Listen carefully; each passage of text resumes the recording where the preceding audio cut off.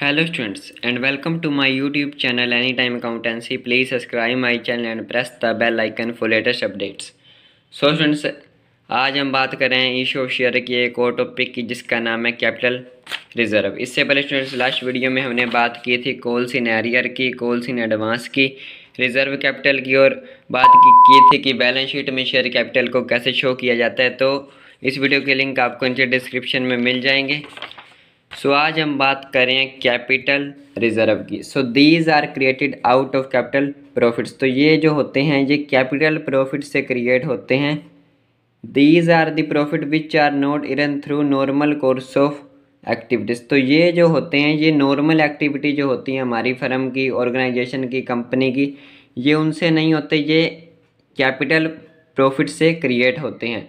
अगर कुछ capital income की बात करें तो profit on sale of fix assets, profit on revaluation of assets, premium on issue of share debenture, profit on redemption of debenture, profit earn by company to incorporation, profit on forfeiture and reissue of share. तो यहाँ पर जो word आया है debenture, तो issue of debenture हमारा next chapter भी है, तो इसकी बात हम इस चैप्टर में नहीं करेंगे। सो नेक्स्ट पॉइंट की बात करें तो these are shown on liability side of balance sheet under head reserve and surplus. तो हमने जब लास्ट वीडियो में बैलेंस शीट का फॉर्मेट किया था, कुछ उसका हिस्सा यानी कि एक पार्ट की बात की थी, तो उसमें एक आया था रिजर्व एंड सरप्लस। तो ये जो होते हैं ये इसी हेड के अंडर शो होते हैं। अब हम बात करते हैं reserve capital versus capital reserve की। सो मीनिंग के बेस पर अगर बात करें तो it refers to that capital which is called up by company at the time of winding up. तो ये जो रिजर्व कैपिटल होती है ये कंपनी के द्वारा सिर्फ वाइंडिंग अप के टाइम पर ही मांगी जाती है। वहीं अगर कैपिटल रिजर्व की बात करें तो this reserve is created out of capital profit. तो ये कैपिटल प्रॉफिट से क्रिएट होते हैं।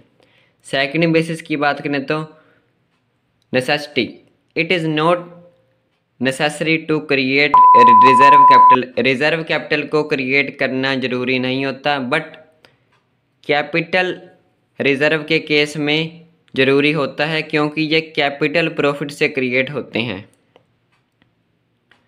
थर्ड बेसिस की बात करें तो resolution, A resolution is required for its creation. तो रिज़र्व कैपिटल के लिए रेजोल्यूशन ज़रूरी होता है लेकिन कैपिटल रिज़र्व के लिए रेजोल्यूशन ज़रूरी नहीं होता। फोर्थ पॉइंट की बात करें तो रियलाइज्ड और नोट। तो जो रिज़र्व कैपिटल होती है so it refers to that amount which not received. Reserve capital company को रिसीव नहीं होती, ये सिर्फ बाइंडिंग अप के टाइम पर मांगी जाती है। वहीं it refers to that amount which already received, क्योंकि कैपिटल रिजर्व कैपिटल प्रॉफिट से ही बनती है तो इसका मीनिंग कि ये हमें पहले से ही रिसीव हो चुके होते हैं। सो डिस्क्लोजर इन बैलेंस शीट, तो ये फिफ्थ बेसिस है। It is not shown in company balance sheet. तो रिजर्व कैपिटल कंपनी की बैलेंस शीट में शो नहीं होती। वहीं अगर कैपिटल रिजर्व की बात करें तो it is shown under reserve and surplus on equity and liability side of balance sheet. तो ये रिजर्व एंड सरप्लस में शो होता है इक्विटी और लाइबिलिटीज़ वाली साइड में। लास्ट बेसिस की बात करें तो time when it can be used. तो रिजर्व कैपिटल सिर्फ वाइंडिंग अप के टाइम पर यूज़ की जाती है। वहीं अगर कैपिटल रिजर्व की बात करें तो इसे कैपिटल लॉसेस को राइट ऑफ करने के लिए या फिर शेयर बोनस के रूप में दिया जा सकता है। नेक्स्ट टॉपिक है हमारा प्लेसमेंट ऑफ शेयर। शेयर की प्लेसमेंट कैसी होती है? फॉर कैश और for consideration other than cash. और जो फॉर कैश है इसके आगे दो पार्ट हैं, प्राइवेट प्लेसमेंट और पब्लिक प्लेसमेंट। सो सबसे पहले प्राइवेट प्लेसमेंट की बात करें तो फर्स्ट पॉइंट है company make placement of share to promoter friend और रिलेटिव। तो कंपनी प्राइवेट प्लेसमेंट में पब्लिक को इन्वाइट नहीं करती बल्कि जो फ्रेंड्स होते हैं, रिलेटिव होते हैं, उन्हें ही बस कंपनी के शेयर अलॉट करती है। वहीं अगर पब्लिक प्लेसमेंट की बात करें तो वहाँ पर सबसे पहले इशू होता है प्रोस्पेक्टस।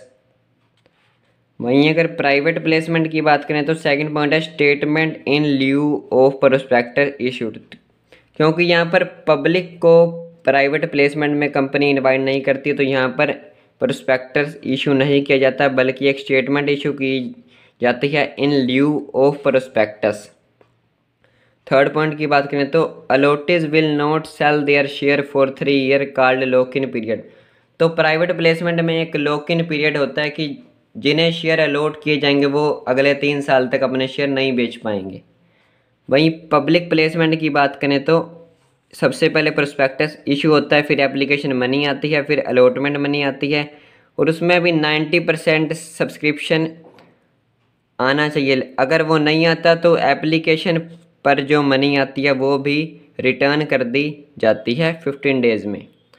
वहीं अगर स्वेट इक्विटी शेयर की बात करें तो these equity share are issued by company to its employees और डायरेक्टर्स एट डिस्काउंट और कंसिडरेशन अदर देन कैश। तो ये शेयर कंपनी के द्वारा अपने एम्प्लॉयज़ को या डायरेक्टर्स को दिए जाते हैं डिस्काउंट पर या कंसिडरेशन अदर देन कैश के रूप में, फॉर प्रोवाइडिंग नो हाउ और making available intellectual property rights. वहीं अगर पब्लिक प्लेसमेंट के लास्ट पॉइंट की बात करें तो अलॉटमेंट मनी आने के बाद then calls are made difference between 2 calls at least 1 month. तो फिर कॉल का पैसा मांगा जाता है और 2 कॉल के बीच में कम से कम 1 महीने का डिफरेंस होना चाहिए। सो स्टूडेंट्स, नेक्स्ट वीडियो में हम बात करेंगे इश्यू ऑफ शेयर की और प्रीलिमिनरी एक्सपेंसेस की भी बात करेंगे और जर्नल एंट्रीज भी करेंगे इस टॉपिक से रिलेटेड, और लास्ट वीडियो के लिंक भी आपको नीचे डिस्क्रिप्शन में मिल जाएंगे। So thank you.